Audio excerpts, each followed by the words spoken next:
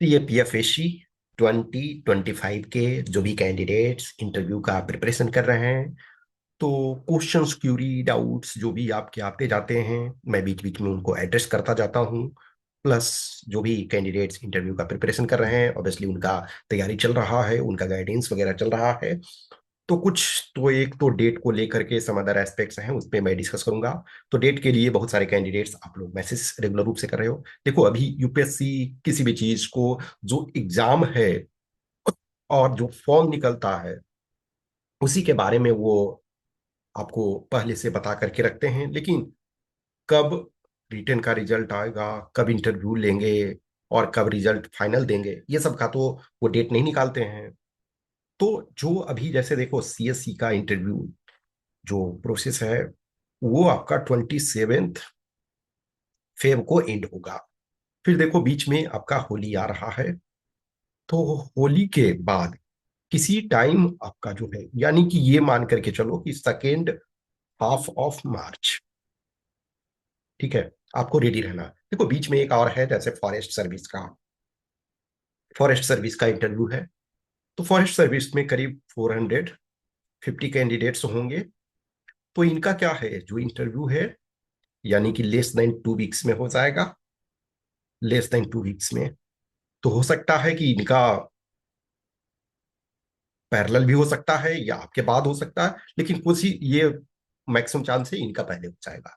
फिर भी आपको 2 वीक्स, तो सेकेंड हाफ ऑफ मार्च में किसी भी टाइम आपका हो सकता है। उसी बेसिस पे तैयार रहो। This is crucial for the reason, for the sake that they are giving very less time. आपने सीएससी वाले इंटरव्यू में देखा, पर्सनालिटी टेस्ट में, देखिए जस्ट लेस देन 1 वीक, आपको 1 वीक से कम टाइम दिया जा रहा है और उसमें कॉल किया जा रहा है। पहले आप देखोगे मिनिमम 3 वीक्स या इवन मोर देन 4 वीक्स का टाइम दिया जा रहा था। तो इस बार आपको रैंडम हो सकता है ना कि आपको 6 डेज 7 डेज का टाइम मिले। तो अभी से आप अपने को ग्रिप बनाए रखो, अपना कॉन्फिडेंस बनाए रखो, अपना जो प्रिपरेशन है उसको एकदम प्रॉपर फ्लो में रखो, ठीक है। तो डेट को लेकर के ये है कि second half of March any time start हो सकता है और होगा, एक तरह से ये मान के चलो। अदर एस्पेक्ट्स के संबंध में इसी से रिलेटेड कुछ कैंडिडेट्स ने कि सर अभी 24 वाले हैं, उनका फोर्स से लोकेशन नहीं हुआ, उनका रिजर्व लिस्ट नहीं आया, तो क्या इसके कारण हमारा डिले होगा? नहीं, फिलहाल जो दोनों बैचेज के इशू हैं वो अलग हैं। हाँ, जो आपके एक लार्जर इशू हैं, तो वो मे बी वो सुप्रीम कोर्ट डिसाइड करेगी कि आगे आने वाले और जो कैंडिडेट्स होंगे सिमिलर टाइप के, यदि इशू फेस करते हैं तो उनके साथ किया क्या जाए। तो वो बात की बात है, लेकिन आपका जो इंटरव्यू प्रोसेस है, जो रिजल्ट वगैरह का है, तो फिलहाल इसमें कोई 24 वाला का जो इम्पैक्ट है 25 में नहीं होगा। बिकॉज 25 में जो है आपका मेडिकल जो है वो बाद में होना है। यानी कि जब आप इंटरव्यू दे दोगे, पर्सनालिटी टेस्ट आपका हो जाएगा, उसके बाद आपका मेडिकल होना है। तो उसमें भी थोड़ा टाइम लगेगा ऑब्वियसली। जो है वो जो भी कैंडिडेट्स को इंटरव्यू का मौका मिल रहा है, उनका फिर मेडिकल होगा। तो वो जो डीले और ये सब वाला है, तो उसको फिलहाल के लिए भूल जाओ। अभी से देखो क्या करना है। किसी भी जगह जाओ, किसी भी टीचर, मेंटर या जो भी एक्सपर्ट हैं, जो यूपीएससी के इंटरव्यू बोर्ड में रह चुके हैं या जो इवन यूपीएससी के चेयरमैन रह चुके हैं, उन लोगों ने भी, या जो बोर्ड मेंबर्स रह चुके हैं, उन लोगों ने भी इस चीज को हमेशा कहते हैं कि आपका जो डीएएफ है उस पर कमांड रखो।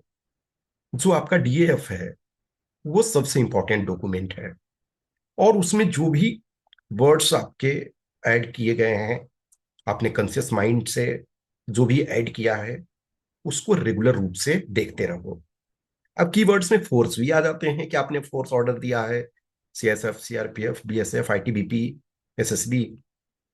तो उन फोर्स के बारे में बेसिक इंफॉर्मेशन, करंट अफेयर्स में क्या चल रहा है, देश विदेश में क्या चल रहा है, ट्रंप क्या एक्शन ले रहे हैं कहाँ पे, रसिया और यूक्रेन में क्राइसिस में क्या स्थिति पहुंची है, जो ईरान की क्या स्थिति है, हमारा जो कंट्री है ऑपरेशन सिंदूर किया।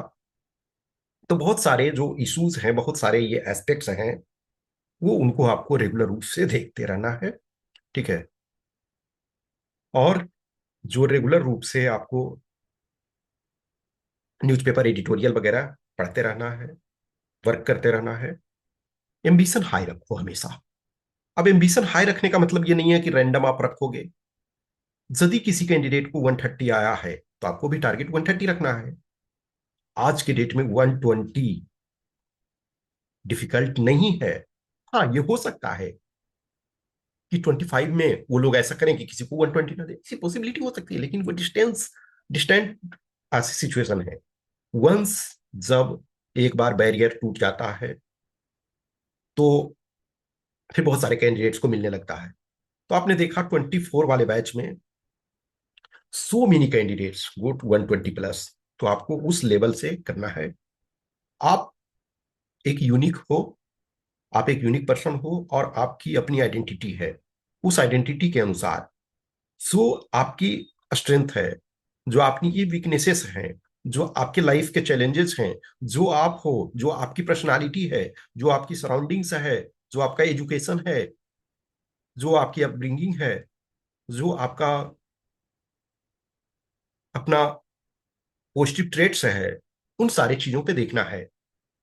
कंपैरिजन आपको खुद से करना है। आप जब होगे तो और कोई कैंडिडेट्स कंपैरिजन करने के लिए वहां नहीं होंगे।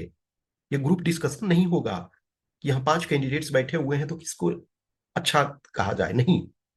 आप जब होगे तो यूनिक होगे। आपका डीएफ यूनिक होगा। आप जब वहां जाओगे तो आप अपने को डिफेंड करोगे, दूसरे को नहीं। तो ये जो रिमेनिंग टाइम है उसमें मेहनत करो प्रॉपर तरीके से। यूपीएससी में बोर्ड में जाने का मौका लिमिटेड लोगों को मिलता है। बहुत सारे कैंडिडेट्स एवरी टाइम प्रिपरेशन करते हैं। बहुत सारे बच्चे ऐसे होते हैं ना, मीन्स मेजोरिटी ऐसे होते हैं जिनको कभी भी यूपीएससी इंटरव्यू बोर्ड में जाने का मौका नहीं मिलता।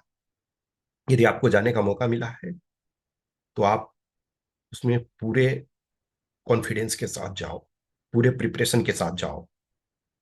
It is like a battle field and battle with your self. It is not like a physical violence is happening, but it is battle with yourself.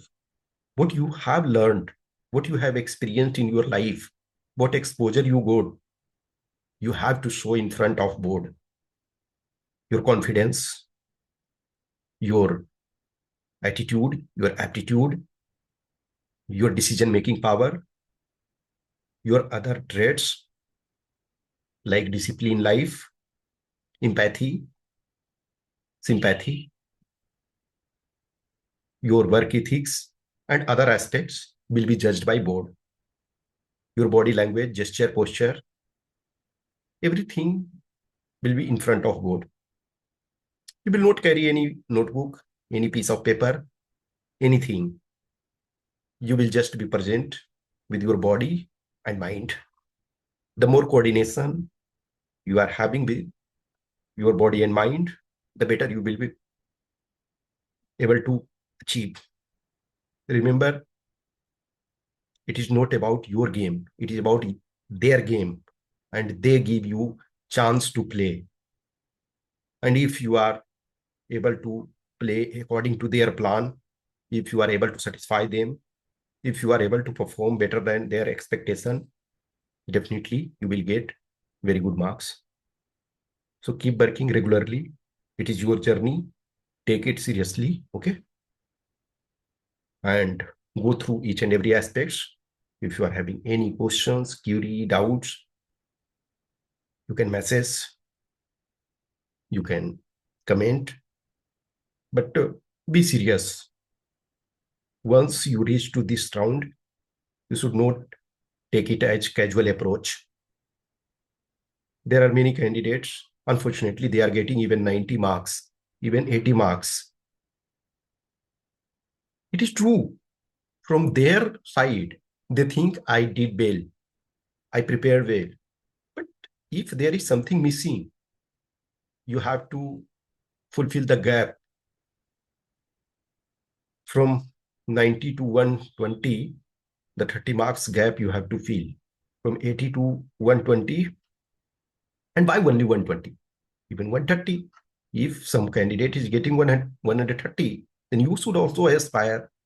So take it seriously. Seriously doesn't mean ki you should not smile. Obviously, in board also you have to smile. You have to keep your temperament cool. You should have a smiling face. You should flow along with board. If they are serious, you should also be serious. If they are giving some light moment, you should also enjoy that. Okay. Thank you.